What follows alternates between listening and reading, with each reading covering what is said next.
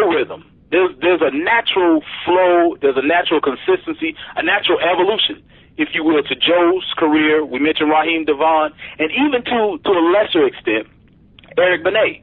Never had a huge platform, never had a large following, more known so for messing up the Halle Berry relationship than for his own music. You know, like, yeah, you know, even when comments say I'm bad, but not as bad as Eric Benet, you know, because of Halle Berry, not because of anything musical. You know what I'm saying? And so those three stand out to me as steady, consistent R&B contributors that I can kind of bank on.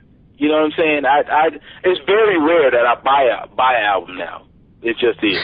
I love the Compton thing, but I got the free 30-day, 90-day trial to hear that. I didn't even go buy it. You know what I'm saying? And so, as far as R. Kelly is concerned, man, it's so far from anything that I want to hear. What was the last joint? Black Panties or whatever? I didn't even give it a listen, let alone you know what I'm saying?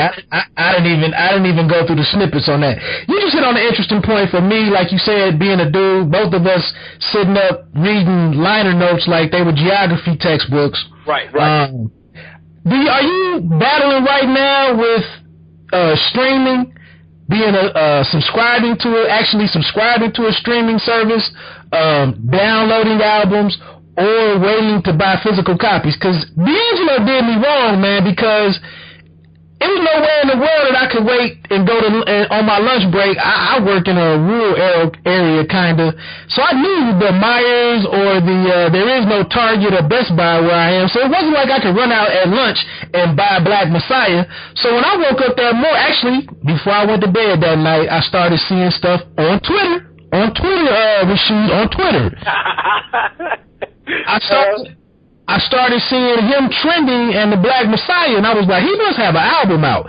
And so I went on that at that moment, knowing that I wasn't going to be able to go. Now, there is a Target around the corner from me, but I wasn't going to be able, and actually, it wasn't like they had Black Messiahs in the stores, so that kind of was like the pathway drug for me as far as downloading records. I bought that one. I bought this last Love, Sex, Passion, Raheem Devon. I bought that on iTunes. The only one really I bought, Joe and Friends and Lovers by Marsha Ambrosius. Those were the last physical copies that I bought. And then last week with the foreign exchanges, Tales from the Land of Milk and Honey, man, I didn't even go check at Target, man. I just bought it on iTunes, and that's just not me. I mean, I don't even know who's producing this stuff anymore. And that's the scary part, cause you remember it was, you would go and you would hope somebody had the promo copy at CD Connection or whatever, but if you was gonna get it that Tuesday, and so you crack it open, it's brand new, and you smell the freshly pressed CD. You take out the CD credits or the liner notes or whatever. You smell them, and then you read them, and you check for the shout outs, and you check for the producer credits. Now I'm so detached from the music physically. Like, I haven't held a brand new CD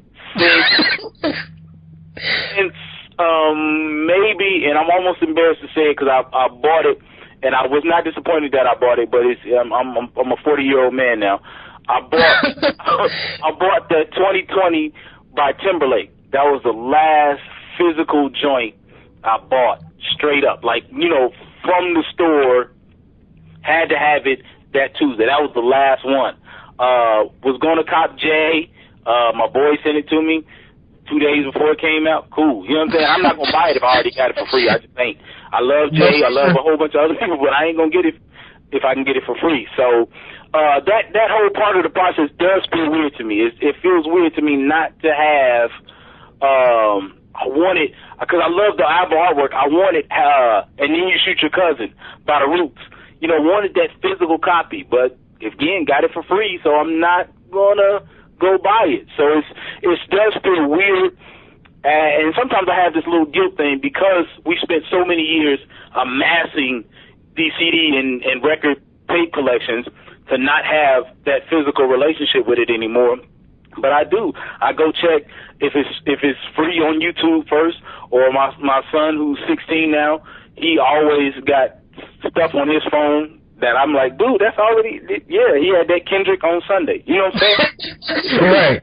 So it's you know, I kind of check him first, or I'd be like, hey man, put that what's the name on my phone, put that on my laptop or whatever. You know what I'm saying? So it feels weird. It feels like that relationship that you only have on Facebook. You know what I'm saying? Like, yeah, we know each other, but we ain't seen each other in years. You know, but right. we relate through social media, and that's the way it kind of is now, man. And it's weird spot to be in, to go from that kid digging downstairs, touching the records, putting it on, to just going to my phone, pulling it out of my pocket, and bow, Compton, bow, Marsha Ambrosius, bow, Jill Scott. You know what I'm saying? It's weird, dude. It's real. It's a wild space to be in.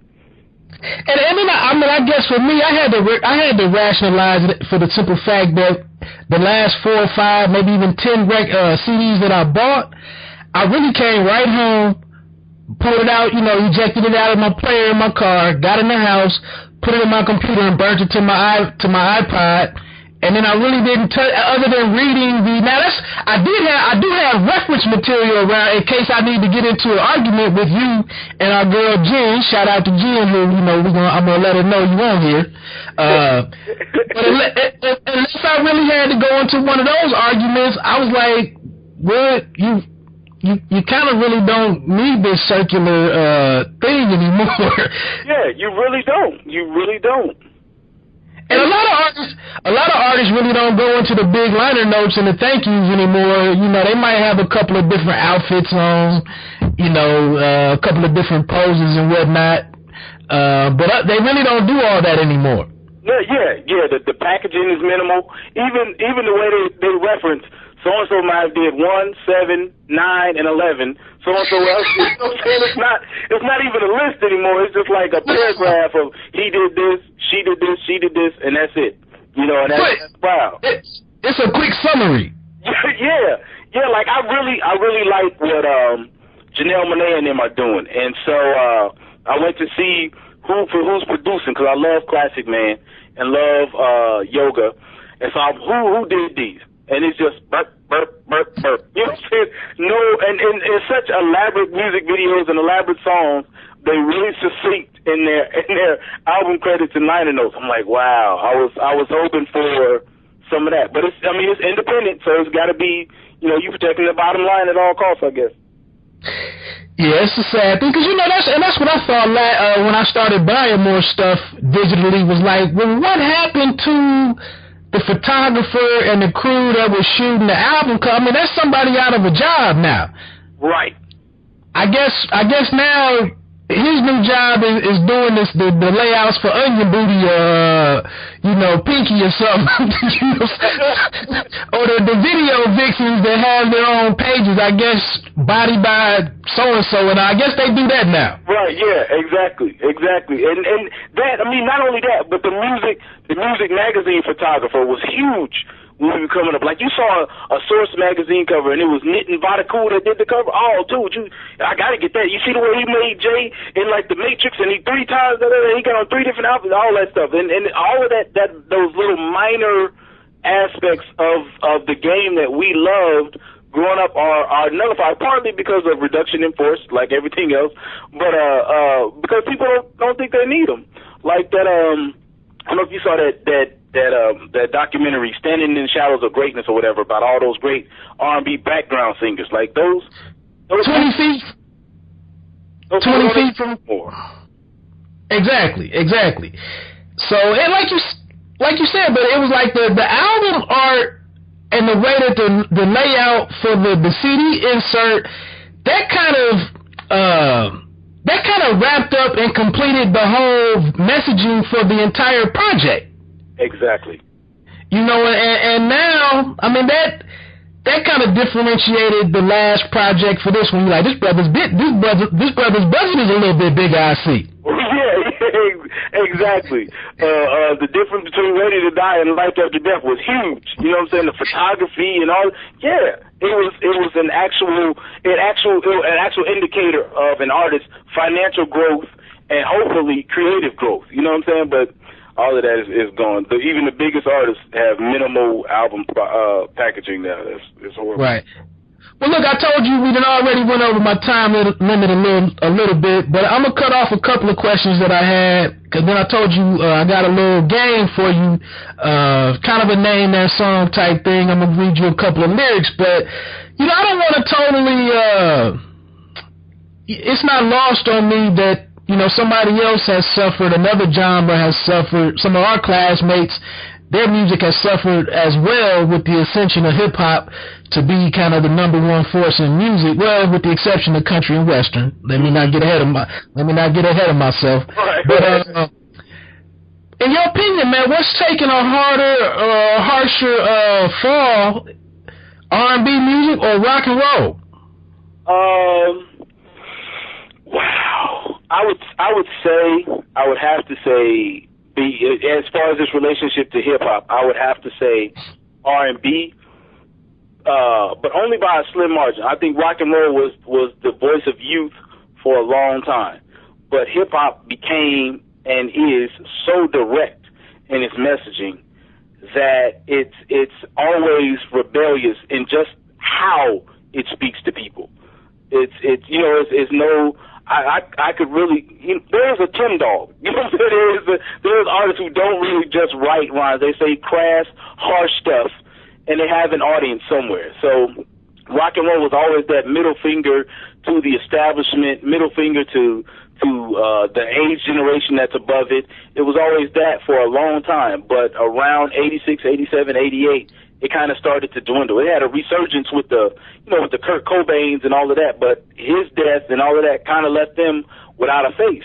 And I think they've been kind of there, for a long time as far as a rebellious type of music. But R&B is just limp and lifeless, and it's like that. Both of them are sick grandparents. But what's the name got better? Rock and roll got better insurance. So it's a better nursing home.